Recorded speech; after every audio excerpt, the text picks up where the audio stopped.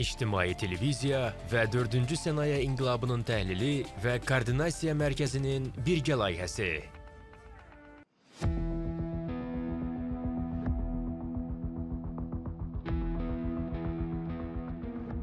Biz məktəbə gedərkən bizə verilən məsləhət nə idi? Yolda gedərkən biri maşınını saxlayıb səni maşına dəvət edərsə, qətiyyən maşına minmə. İndi eyni kiber mühitdə isə bundan ibarətdir. Əgər bilmədiyiniz biri sizə bir link göndərirsə, sadəcə olaraq o adama reaksiya verməyin, onun göndərdiyi linkləri klikləməyin. Kiber cinayətçilər heç vaxt dayanmır. Bunların məqsədləri fərqli ola bilər. Pul və yaxud da ölkənin reputasiyasına zərər vurmaq kimi və yaxud da qurumun reputasiyasına ziyan vurmaq kimi ola bilər. Kiber təhlükəsizlik zəncirinin ən əsas və ən zəif halqası insandır.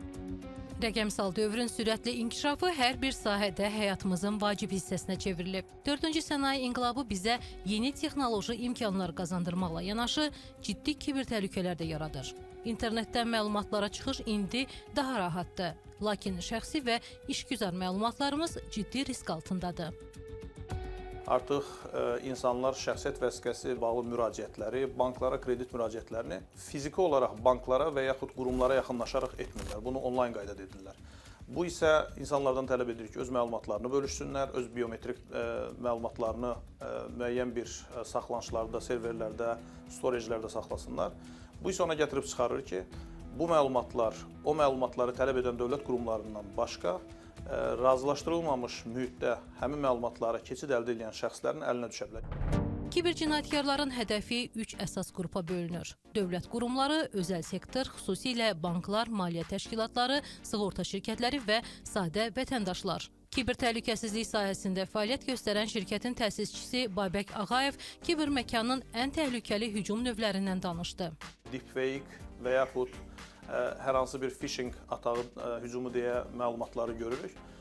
Bu, xüsusi formada hazırlanmış deepfake sosial mühəndislik üçün istifadə olunan süni intellekt vasitələri ilə çox mükəmməl qaydada hazırlanmış bizim bioloji və fizioloji elementlərimizin replikasiyasını həyata keçirən video və ya fotomateriallar əsasında bizim aldadılmamızdır.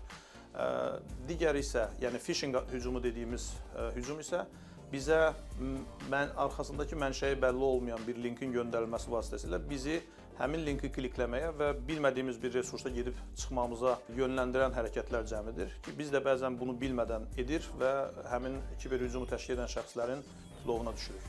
Bu təhdidlərə qarşı mübarizə aparmaq üçün hər bir şəxs və ya təşkilat kiber təhlükəsizliyin qorunmasında öz rolunu oynamalıdır.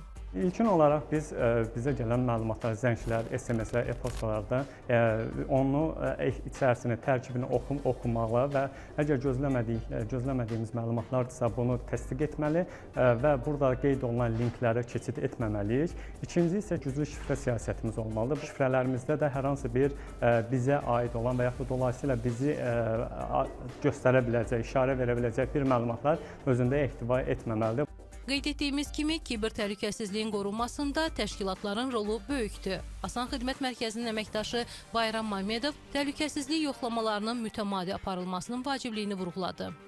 Nümunə olaraq IT sistemlərində yüksək texnologiyalardan istifadə etməlidir. Əməkdaşlara müəyyən kiber təhlükəsizlik təlimlərinə cəlb etməlidir və mütəmadi olaraq sızma və yaxud da auditlər öz sistemlərində keçirməli və proaktiv olaraq, yəni qabaqcıl olaraq bu təhlükələrin, təhdidlərin kiber cinayətçilərdən öncə aşkar edilməlidir. Kiber dələduzlar ən çox fokuslandığı isə bu vətəndaşlar üzərindən və yaxud da vətəndaşlar və yaxud da qurumun əməkdaşları üzərindən hücumlar etməyə çalışır. Biz də ona görə daha çox bu hissəyə də fokuslanmağa çalışır və əməkdaşları mütəmadi olaraq ildə 2 dəfə informasiya təhlükəsizliyi təlimlər verir və qabaqcıl hücumlar haqqında mesajlar, e-postalar göndərərək onların maariflənməsində yardımcı oluruq.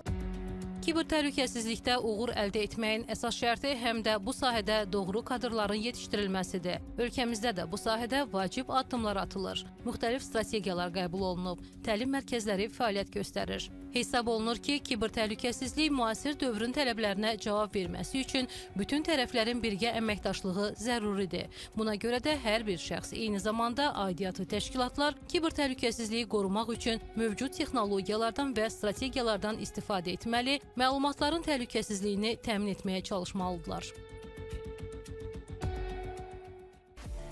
İctimai televiziya və 4-cü sənaye inqilabının təhlili və koordinasiya mərkəzinin birgə layihəsi.